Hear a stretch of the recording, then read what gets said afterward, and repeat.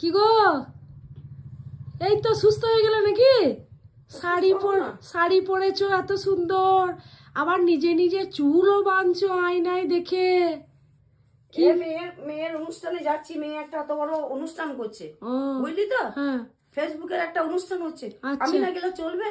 আমার যতই অসুস্থ থাকি, মেয়ে বলে কথা, এটা বউ নয়, বুঝলি তো? আচ্ছা আচ্ছা, তা সারাদিন যে শুয়েছিলে গো বিছানায়, শরীর খারাপ, উঠতে পারছিলে না, কি হলো? হ্যাঁ শুয়েছিলাম, শুয়ে থাকবো না? তুই করবি না? করতে হবে না তোকে? না আমি তো করছি, কিন্তু আমি বলছি এখন তুমি কি করে সুস্থ হয়ে গেলে? সুস্থ হয়ে গেলাম, মেয়ের বলে কথা।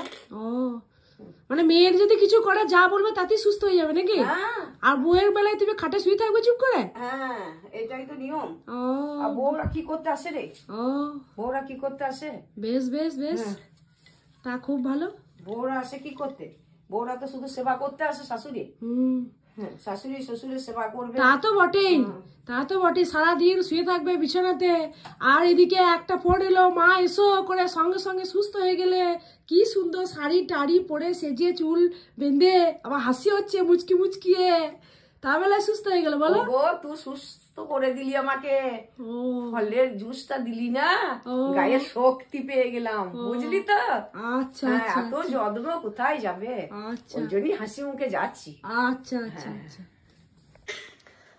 বন্ধুরা, আজ আমাদের কাছে একটা বিশাল আনন্দের দিন, বিশাল আনন্দের দিন। তার কারণ আজকে দিদির, মানে ছোট দিদির, মোনালিসা দত্ত, আপনারা মোটামুটি সবাই জেনে গেছেন এতদিন ফেসবুকের মাধ্যমে, তো ওর আজকে 2 লাখ ফলোয়ার্স কমপ্লিট হয়ে গেছে। আজকে নয়, বেশ কিছুদিন আগেই কমপ্লিট হয়ে গেছে 2 লাখ, এখন সম্ভবত 2,10,000 কি 11 এরকম চলছে। তো সেই জন্যে একটা বড় সড়ো সেলিব্রেশনের আয়োজন করেছে দিদি শ্বশুর বাড়িতে। ওখানেই সবাই আছে, বিয়ে বাড়ি ছিল যেহেতু, সেখানে লোকজনও আছে, তো ওই জন্যে আমাদের সবারই নেমন্তন্ন। তো এই জন্যে মা যতই অসুস্থ থাকুক, মেয়ের এত বড় একটা আনন্দের দিনে মা পাশে থাকবে না, সেটা কি কখনো হয়?